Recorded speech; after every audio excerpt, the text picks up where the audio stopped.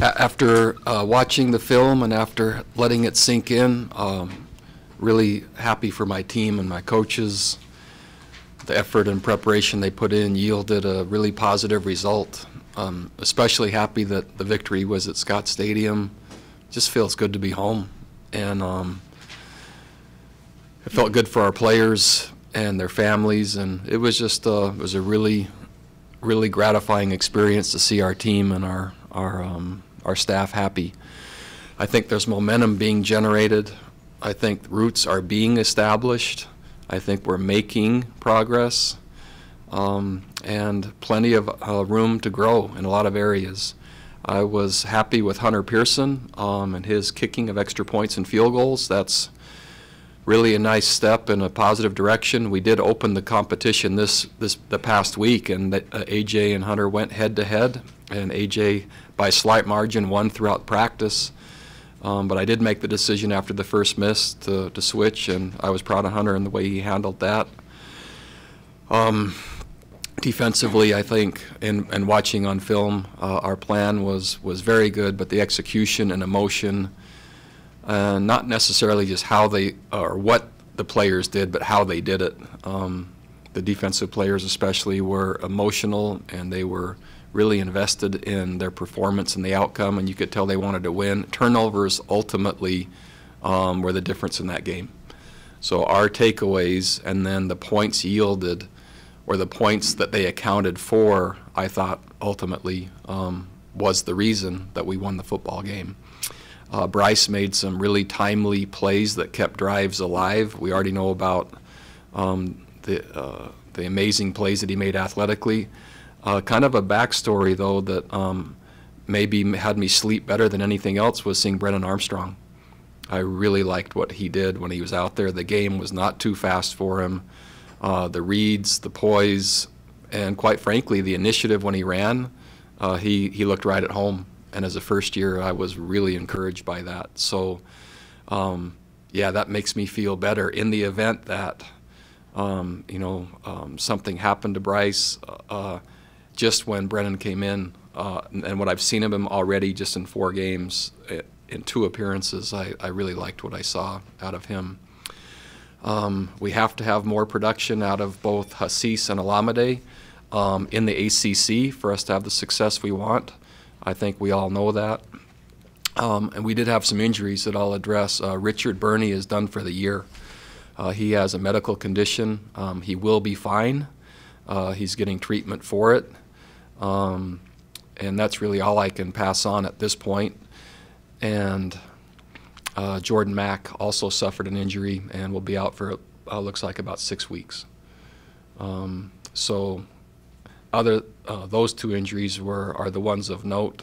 No players coming back that I can think of off of injury yet. Yeah, so we're looking forward to our next game, and been working hard on NC State. Very good football team, and we're anxious and up for the challenge. Is it a given in any football season that your depth will be tested, and how would you kind of assess the magnitude of this challenge with those 2 guys out? And could Malcolm come back this week, or you're still not sure? Still not sure with that. And best for me to present to you that it's no, so kind of under promise. But where we're counting on him not coming back at the inside linebacker position, that would be Mack, and it would be Cook and Dom Shepard. So 3 of our top 4. But matter-of-factly, Zane Zandier is playing really well, and so we like how he's doing a lot. Rob Snyder now gets an opportunity, who we really liked prior to his injury. So, yeah, depth is tested. Sometimes, man, it all just happens at one spot. And this particular year, it seems like inside linebacker. Defensive line has been another challenge. However, Aaron Famui and Jordan Redmond, and now that Mandy's healthy, Richard is a significant loss. However, the depth that is being established with our first years is certainly going to help. Bronco back here. Defensively, you've only given up 16 points all year after halftime. I think it's just 1 touchdown. Is that adjustments at halftime, or is there an explanation for that? I would say that the time that I've been together with our defensive staff and what's being seen in real time and what's being communicated in real time kind of builds its way to halftime, which then gives a little bit more time to sort it out, which usually leads to the appropriate changes. Not always, but it usually leads to the appropriate adjustments to give our players the best chance. Every game, you're not quite sure what the opponent is going to do until you see it play out. And a half sometimes is, man, if you don't get it fixed soon enough, it's not fast enough. But each quarter, we seem to be able to dial things in a little closer as to what the opponent is doing, as why and how our matchups look and what might need to be corrected. So I think it's a result of time together, and I think it's a result of time with our players of knowing what they're capable of, and then how to possibly leverage all that through the second half. That's what I think. Coach, you guys opened the season against a lot of inexperienced quarterbacks, a lot of mobile quarterbacks. Saturday, you're going to face a 6-year guy in Ryan Finley, who's more of a pocket passer. What have you seen out of Finley, and how does him being a pocket passer affect your defensive game plan? Yeah, well, it's he throws the ball really well, and he throws it on time, and he throws it to good receivers. And in my opinion, they're a throw-first team in terms of yardage and yield. Doesn't mean they can't run the football, but the ball is moved periodically and systematically through the air. And so he's poised, he's accurate, he's reflective of a player with experience. And if you choose to play any one given coverage, there's usually matchups and talent issues that will eventually catch up with you. And it's very difficult to deceive or show him looks that he probably hasn't seen. So execution matters. And how hard you play certainly matters. And he's seen about everything you can throw at him because of how much they throw the football. So ultimately it will come down to making plays. And I know that's oversimplified, but the execution just gets you to the point where then you still have to make a play on the ball. And so playing the ball and tackling in its simplest form will determine outcome. See on the depth chart that C.J. Stalker is listed as the backup at both inside linebacker spots. Guy's been here for a while, had pretty good ratings coming into college. What can you say about him? C.J. is there's a running joke on our team, much like an arranged marriage, where I'm not giving him a say as to what he does for his career. He's going to coach on my staff at some point. I've already told him I'm giving him no letters of recommendation for anything else. He can't count on me for any other job than applying for a graduate assistant spot or being a football coach on my staff. I think he's amazing. He's an amazing person. He's an amazing leader. He's tough, and he's completely reliable. And I really like who he is. He hasn't played very much. He hasn't. He's currently leading, even though he's been here a long time, leading our defense that plays against our offense, and doing it in a manner like he's preparing to win the ACC championship. And there's nothing about self with him. It's all about team. And so his experience and his knowledge of the game and kind of just who he is, we're counting on to provide the adequate depth necessary to get through that position with the injuries we've had. Bronco, I think last week you mentioned something about your expanding role as a head coach, and then the other day you were talking about how you had given more responsibility to Nick and what a good job he did calling the plays. Can you just talk about how your role has changed this year? Yeah. So I believe as organizations and programs grow, there are different stages of growth, and with different stages, if you consider the business world, how the CEO fits in is different year by year.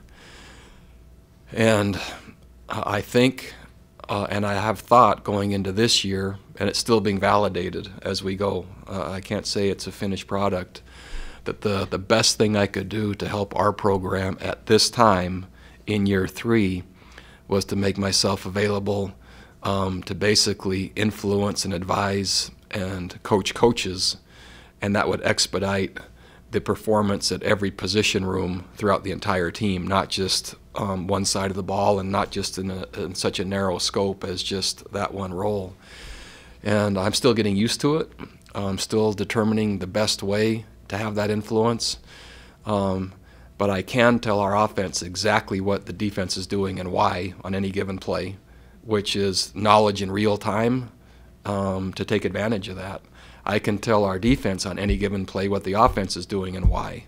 And I haven't had the luxury to do that. And I can now influence special teams, not only in personnel, but what the opponent is doing and why. And so on a game day, it's completely different, but I find myself now framing this is what's happening, these are the countermeasures, these are the possibilities on a broader scope. And my hope is that it will continue to show dividends and results. And certainly Nick and Kelly and Vic and Shane, the defensive side, it was so gratifying for me to not have made a defensive call and to see those guys who've all been with me for so long just kind of be the guardians of the way that we've done it and have success. So that might have been the best. I was happy for our players, but I was really happy for those guys, knowing that I was involved, but not at the core and not making those calls, and that they were capable. I asked you after the game, but having the chance to review the two freshman defensive linemen, Redmond and Famui, how did they play, and what has their development been like? Famui played fewer snaps but had more impact, and Redmond is becoming more consistent the more he plays. So the pace of the play, the physicality of the play, and the consistency necessary, he's stretching to meet those expectations and demands. It's still inconsistent, and he is still becoming an ACC football player, but they're both capable. The demand on conditioning, the demand on technique, the demand on assignments is still something that's just out of their reach, and they're trying to catch up to as fast as they can.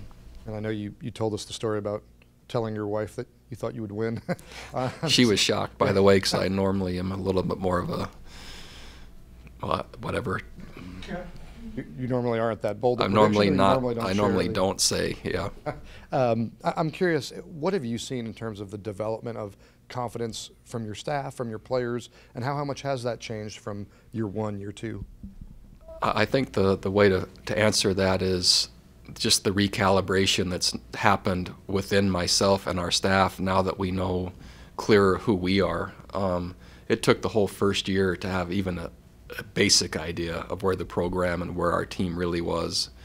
We made some inroads in year two to address that appropriately, and that showed in the record. And year three, we're more clear than we were in year two of what has to happen and why. And so that's leading to confidence, meaning that we're clear about who we are. Right, Sun Tzu said, if you know yourself and you know your enemy, you'll never fear the result of 1,000 battles. So we're clearer now on who we are.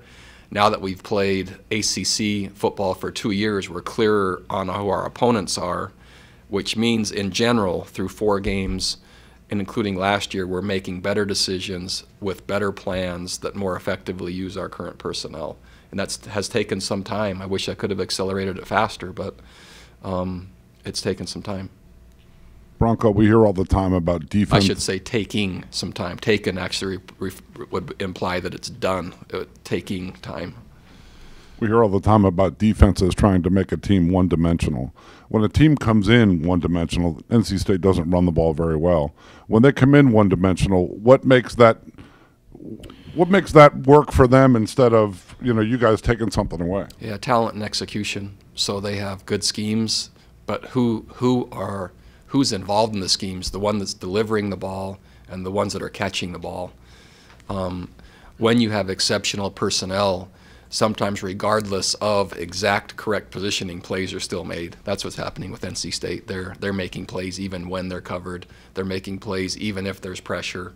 They're making plays even when it looks like on film, the defense should be good here, but it doesn't end up that way. So they just have good players. It was only one catch, but was that an important moment for Devontae Cross, who had gotten off to a slow start, and do you expect more from him than he's given? We would love for Devontae to have a larger role as Joe Reed. As much as Devontae's catch was impactful, Joe Reed's touchdown, I would say in a similar vein, was more impactful for what we need from him.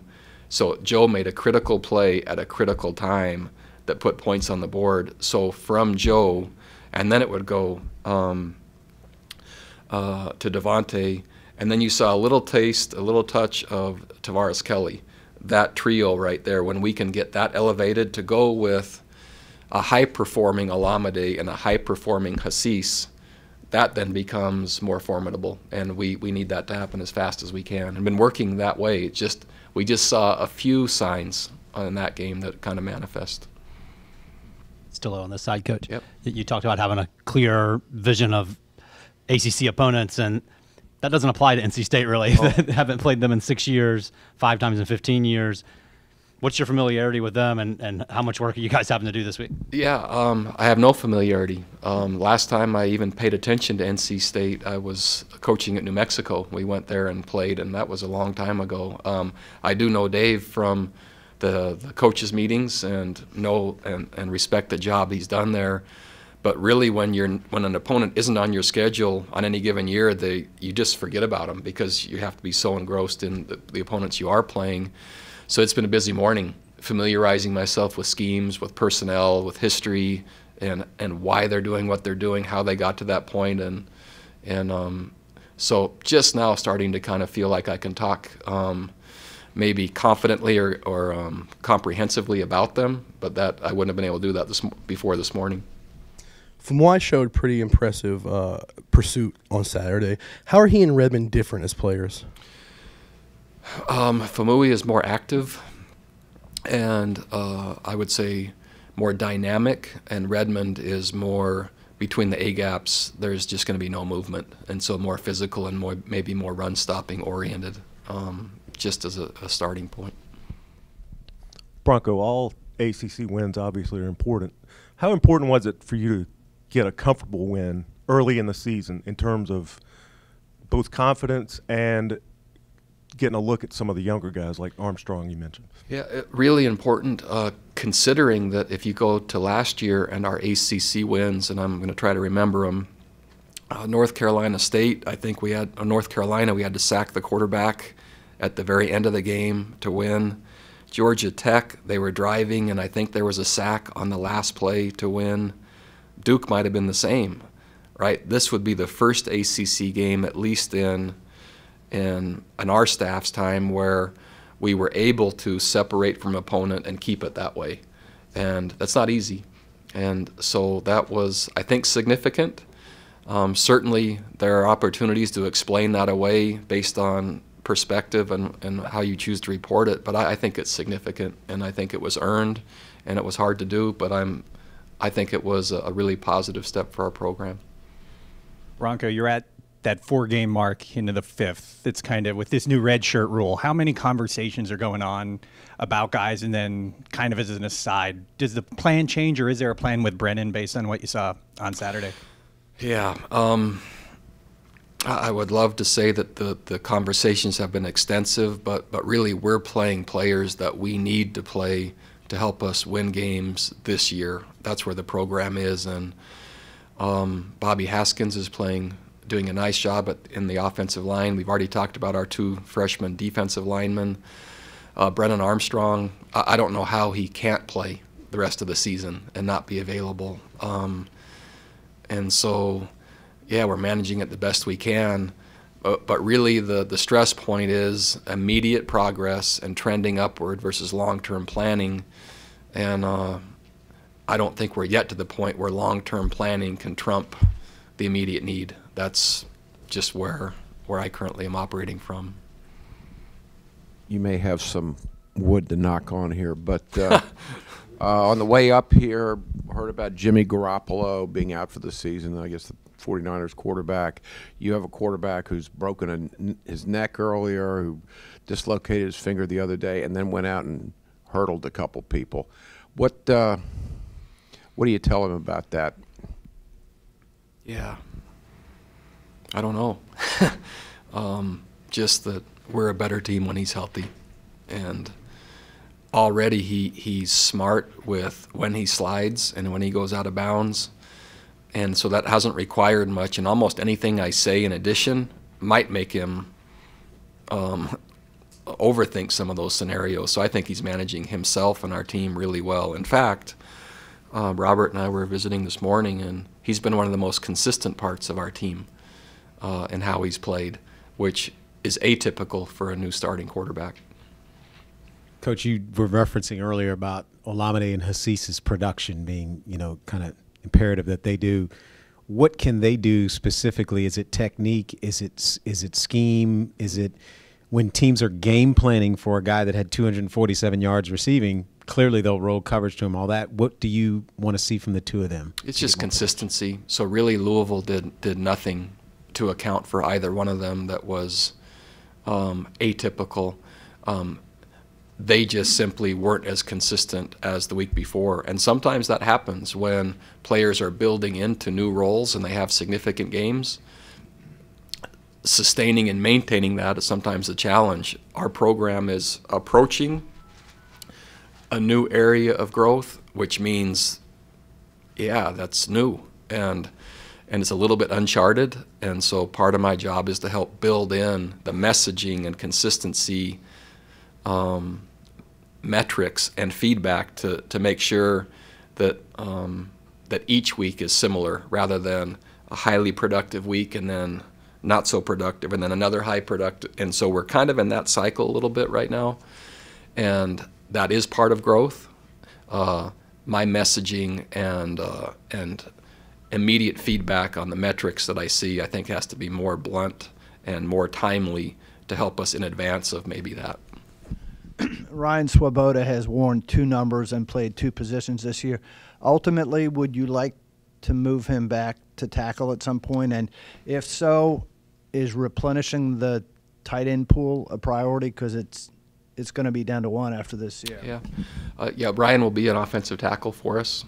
We like what he still practices there the majority of the time, and we really like what we see from him as an offensive lineman or potential offensive lineman. We like what he's doing blocking wise, and yeah, certainly it's been a unique challenge with when in the selection criteria and the attraction process of whom to take and at what positions, and sometimes it's just simply taking the best available. Even though a position need might be screaming for take someone, I won't do it just for the sake of taking someone.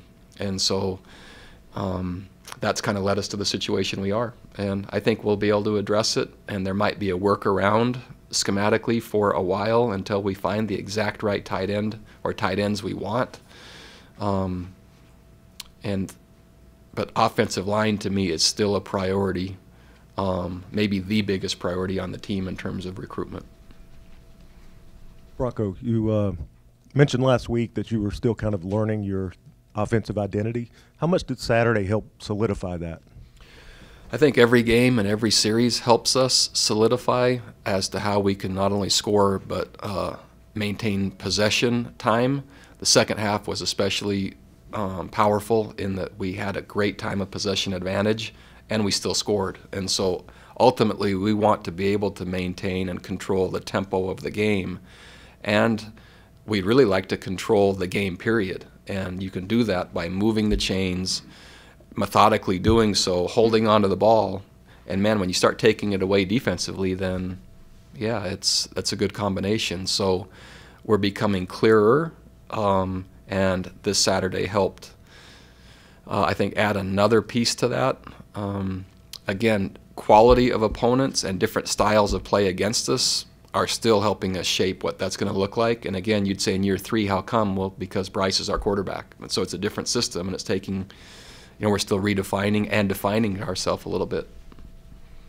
With Jordan Mack out, I think he does a lot of the calls in the middle and lines defensive linemen up and all that sort of stuff.